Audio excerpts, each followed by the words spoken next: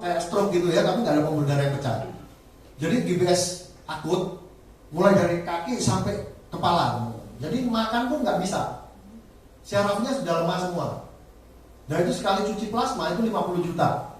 Waktu itu dia opnam di Premier kurang lebih 3 ke 4 bulan waktu itu.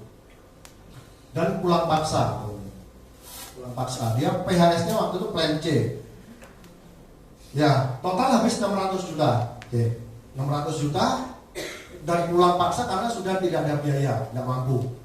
Suaminya kontraktor, dia kerjanya di luar pulau. Teman-teman bisa bayangin ya situasinya. Dia nggak kerja, nggak dapat duit, dia kerja di luar pulau, pikirannya di Surabaya. Paham ya? Kompleks, begitu kompleksnya. Nah, dia paksa keluar, dia harus jaminin sertifikat rumah, kalau nggak salah rumah atau apartemen. Dia harus jaminkan ke rumah sakit. Sementara untuk ini bisa ditarik keluar, dia cari pinjaman ke orang untuk tebus dia punya sertifikat. Sih, betapa kompleksnya kehidupan. Ya. Nah, pada waktu pulang paksa, hari ini ya sudah progres, sudah bisa, tangan sudah bisa gerak, mungkin udah ngomong udah bisa jelas. Pada waktu pulang masih belum bisa. Ngerti ya? Nah, di situ saya cuma ngomong sama si bapak ini, Pak, ya ini memang berat. Saya tahu bapak menghadapi masalah yang berat, coba ada berat. Ya, saya pun sudah mencoba kasih saran ibu untuk upgrade waktu itu, tapi kita nggak pernah tahu. Yang penting sekarang disyukuri bukan bapak yang kena virus. Kalau bapak yang kena virus, tamatlah semua sudah, saya bilang. Seperti itu. Ya, dari pelajaran ini saya cuman sebagai agent, saya berpikir kenapa ya waktu itu saya nggak mau paksa sedikit ya. Saya merasa gagal, teman-teman. Merasa gagal. Kenapa ya? Karena saya nggak bisa meyakinkan orang ini. Ngerti ya? Nah, dari pengalaman itulah saya berusaha untuk membuat nasabah saya mendengar advice saya. Pahit teman-teman, nggak enak. Kita sebagai agent kita nggak rugi, tapi itu ada kayak moral yang, kocek goblok gitu ya ini. Kok nggak mau tahu kapan hari, kok aku nggak bisa ngomong untuk membuat dia yakin gitu loh ya, bukan maksa tapi membuat dia yakin. Gitu. Ya, tapi cerita ini yang saya sering gunakan ketemu orang, pada waktu saya ketemu orang. Oke teman-teman, ini nggak ada pertanyaan ya teman-teman ya. Jadi konsep ini sangat simpel untuk open mind kita punya nasabah. Ya, nah balik lagi kok ke materi kok.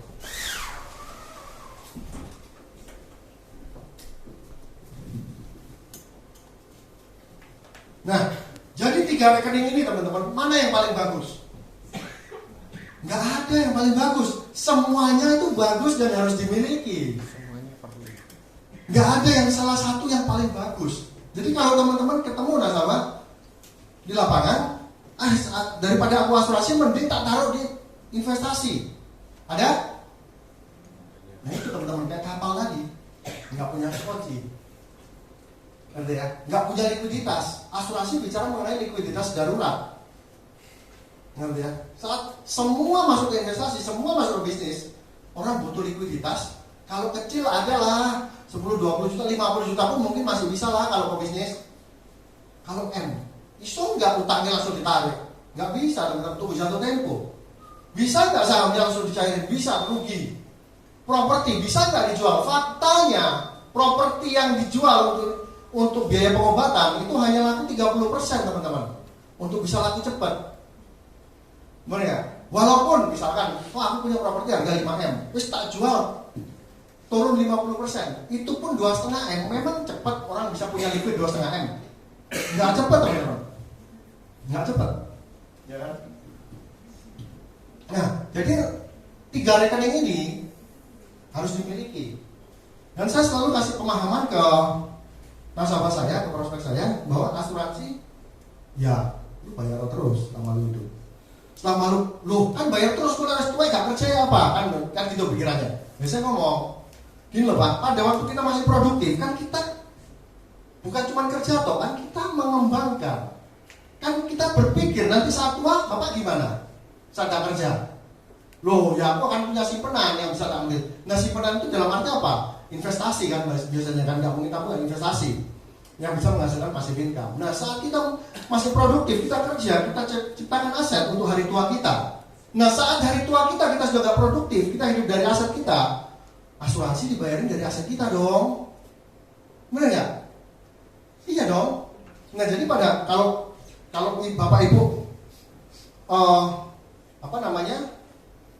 kalau saya boleh sarankan ya asuransi bayar terus, saya bilang seperti itu gitu ya. Tapi tetap ada yang nggak mau atau bayar terus. Ya udah bapak ibu mau tak desainkan, bayar berapa tahun? 10 tahun. Tapi sekalipun desain ini preminya jauh lebih besar daripada bapak yang bayar terus.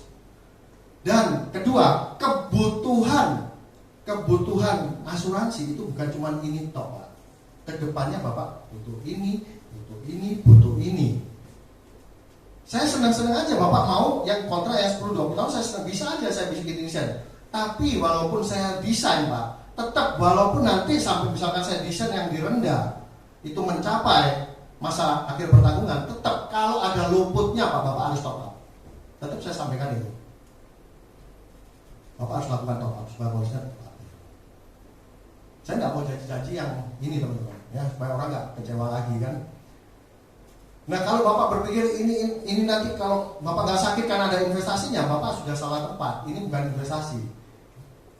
Nilai tunai dalam polis asuransi ini tujuannya untuk membiayai biaya asuransi bapak selama bapak cuti premi, bukan untuk investasi. Ya kalau nanti bapak tutup polis ada sejumlah nilai tunai, ya itu anggaplah sebagai cashback premi. Jangan diharapkan sebagai investasi yang akan berkembang. Sudah salah konsep Pak. Bapak mending berinvestasi tempat lain. Tapi saya harus melengkapi apa? Melengkapi tujuan bapak berinvestasi dengan apa? Asuransi. Menurut teman-teman ada alat lain nggak yang bisa menjadi plan B atau skoci dalam tujuan keuangan? Ada alat lain nggak?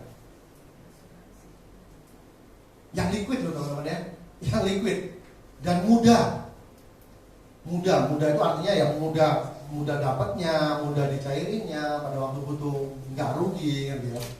Nggak ada, belum ada teman-teman ya. Jadi asuransi ini adalah salah satu keajaiban dunia ya, tergantung bagaimana cara kita mendevelop cara pikir nasabah.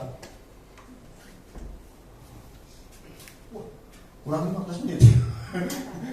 Oke ya, 3 situasi finansial dalam kehidupan teman-teman ya.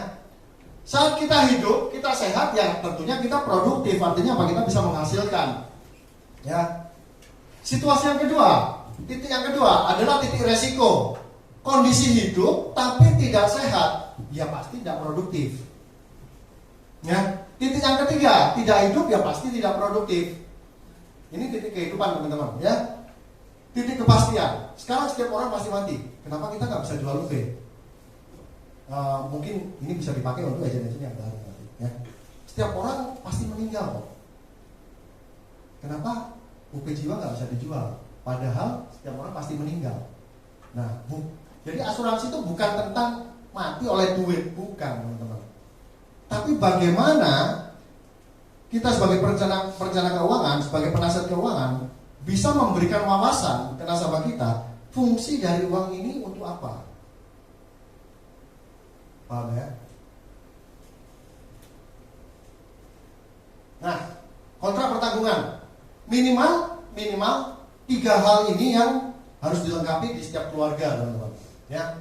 Saat pencari nafkah sakit keras, bukan sakit diare teman-teman ya, bukan sakit tipes, bukan usus buntu, itu mah murah ya. Saat sakit keras dan butuh dirawat dalam jangka waktu yang cukup panjang, butuh biaya yang besar, bukan cuma ratusan juta, bahkan miliaran. Minimal ada perusahaan yang bayar, ada likuiditas yang cukup besar, sehingga pada waktu dokter ngomong, ini loh, lu bisa hidup lagi pakai jantung buatan, berapa dok? 5M, PD, berani. Benar ya? Banyak gak orang yang pingin sekali hidup, pingin sekali keluarganya sembuh, tapi nggak mampu teman-teman untuk dapat fasilitas itu, sehingga pada waktu di rumah sakit dia ditolak. Saya pernah waktu lalu di RKZ nganter siapa ya waktu itu ya, nganter keluarga saya berobat. Terus ada anak kecil yang kena benang layangan, sobek segini, sobek. Nah, orang tuanya kayaknya nggak punya asuransi, kayaknya nggak punya BPJS juga, nggak tahu pakai apa ya dulu ya, Askes atau apa dari perusahaan gitu ya. Ya nggak dirawat teman-teman, di kaset. Karena harus butuh dioperasi plastik dan lain sebagainya, butuhnya kurang lebih 50 juta. Dia nggak dihandle, jadi kasihan, sobek sini mulutnya, kena benang layangan. Kasihan teman-teman, ya. Saat pencari nafkah meninggal, ya, saat seorang hidup, kita sehat, kita produktif, kita bekerja, kita punya penghasilan tetap buat keluarga kita, setuju ya? Punya penghasilan tetap yang kita bisa kasih ke keluarga. Nah, pada saat seseorang sudah tidak hidup, bagaimana keluarga kita tetap berpenghasilan? Dua kata-kata yang berbeda, teman-teman ya. Tetap penghasilan tetap dan tetap berpenghasilan. Mirip-mirip tapi beda makna, teman-teman ya. Punya penghasilan tetap saat hidup dan keluarga tetap mempunyai penghasilan saat seseorang sudah nggak ada. Ada nggak? Tadi kita ngomong di slide pertama apa? Mengenai cari duit, ya kan? Harus kita cari duit, harus kita mengembangkan, harus kita jaga, menjaga. Nih, jaga uang. Ya, income protection, jaga uang. Ya, pada saat seorang nggak ada, income-nya harus tetap ada. Kenapa? Kebutuhannya tetap ada, nggak bisa ikut meninggal kebutuhannya. Setuju nggak? Ya, nah nanti tinggal dihitung. Biasa saya ngitungnya berapa income per tahun, ya, per bulan kali 12 bulan, ya, income per tahunnya berapa kali 20 tahun, udah gitu aja. Ya, jadi income UP-nya,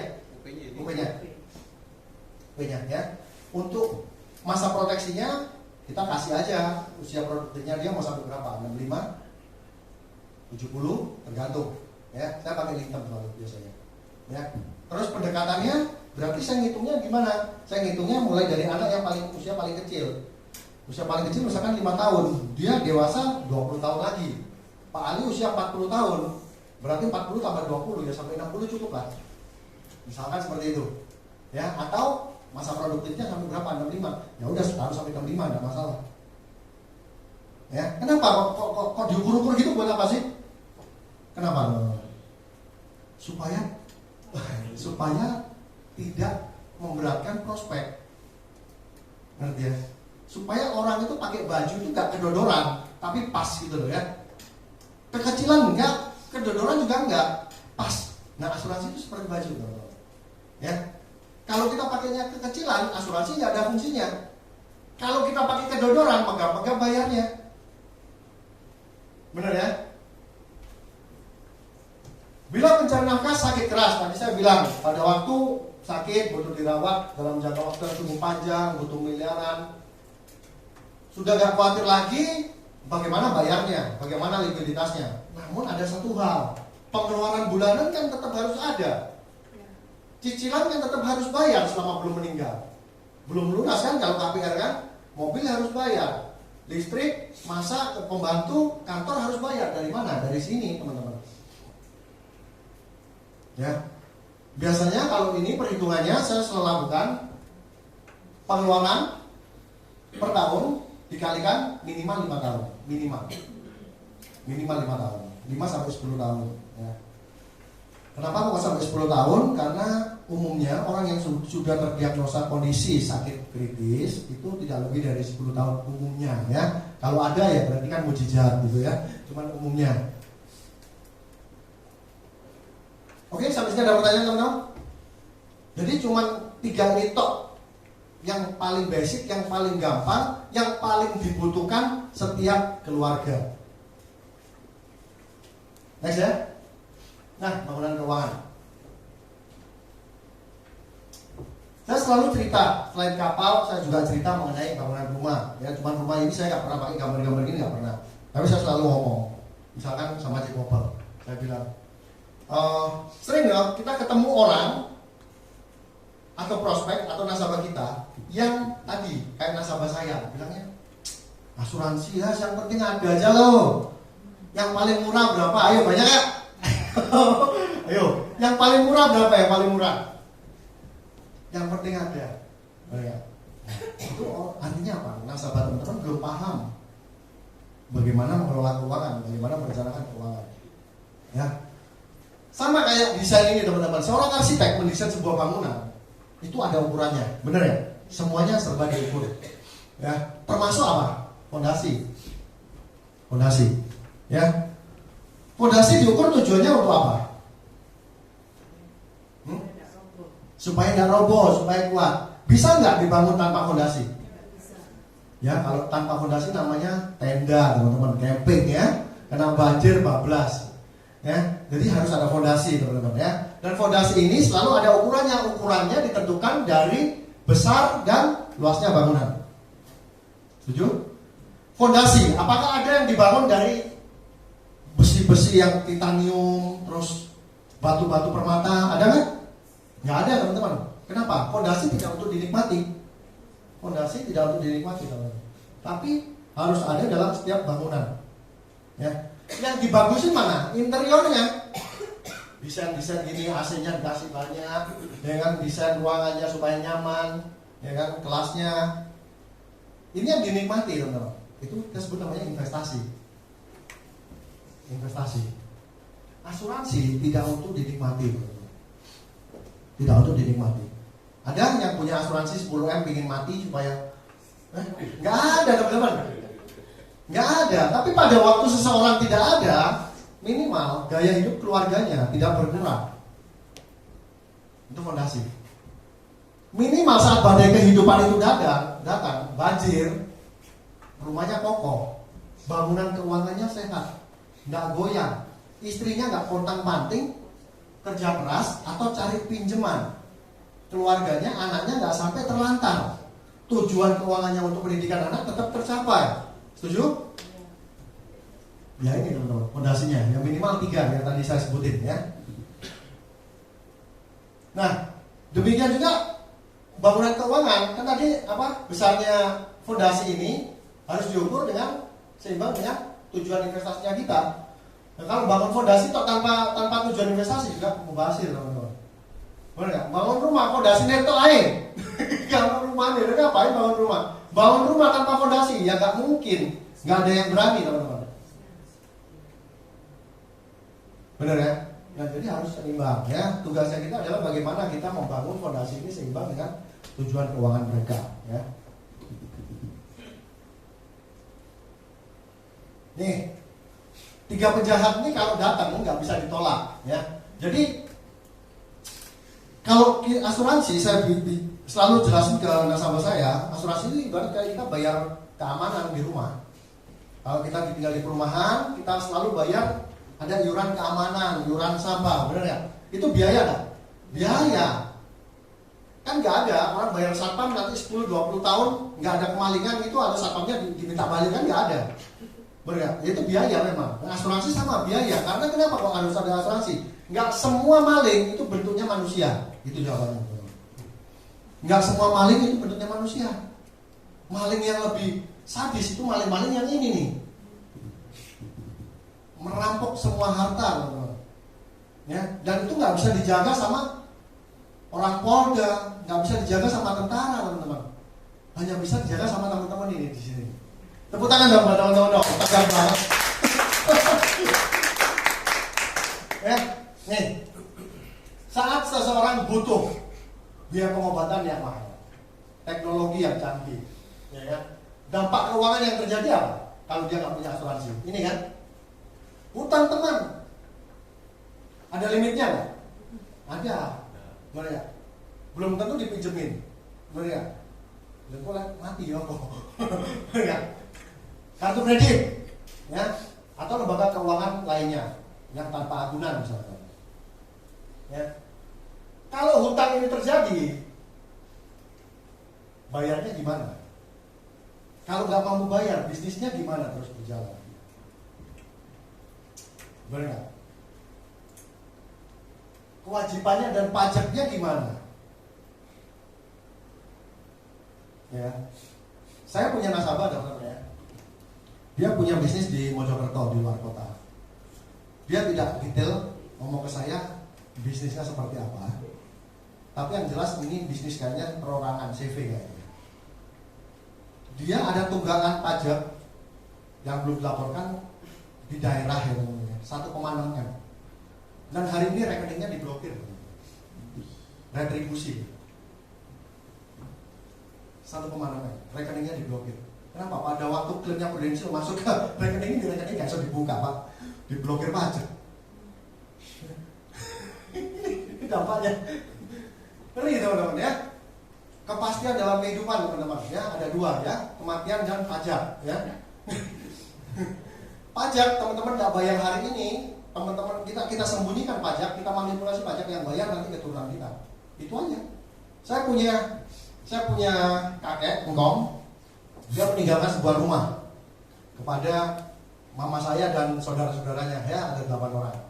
Pada saat rumah ini dijual sudah laku, keluarlah tagihan pajak atas kakek saya yang sudah meninggal di tahun 80. Siapa yang bayar? Keturunan. Harta yang membayar, teman-teman. Harta yang diterima oleh keturunannya. Ya, kenapa kok bisa korban pajak? Karena pada waktu kakek saya beli rumah ini, penghasilannya tidak lapor pajak. Dulu kan nggak ada gini-gini teman-teman. Terus harganya gimana ya? Harga estimasi tahun itu dia beli. Yang estimasi apa? Tukang pajaknya. Modal ya. Itu pajak teman-teman ya. Nggak bisa kabur teman-teman. Sejak keterbukaan era informasi antar negara. Ya. Terus status aset gimana? Kalau dalam kondisi tidak produktif, mau cari deposito, kondisi stroke misalkan, nggak punya kemampuan untuk cairin gimana? Benar nggak? Likuiditas kita gimana? Banyak problemnya teman-teman ya. Terakhir, tujuan kita punya harta mau kasih untuk keluarga, benar nggak? Ternyata dipotong ini. Iya kan, mau tinggalin cerita buat keluarga jadi menderita teman-teman. Teman-teman tahu ya, saat seseorang punya deposito di bank, punya aset properti di bank, pada saat seseorang nggak ada kan urus penetapan waris. Sini ada yang pernah ngurus ya penetapan waris? Pernah ya? Pernah bro? Saya pernah, keluarga saya pernah. Jadi urus penetapan waris itu bisa 6 sampai 9 bulan ya, waktu itu kejadiannya seperti itu. Nah, setelah penetapan waris keluar, pada saat seseorang punya deposito di bank, kasih dong. Kalau tidak ada pihak lain yang menggugat, artinya harusnya kan dicairin. Benar nggak? Tapi sebelum dicairin, bank cek dulu. Lu punya utang pajak nggak? Orang yang meninggal ini punya utang pajak nggak sama negara? Dicek dulu pajak. Nah, kedua,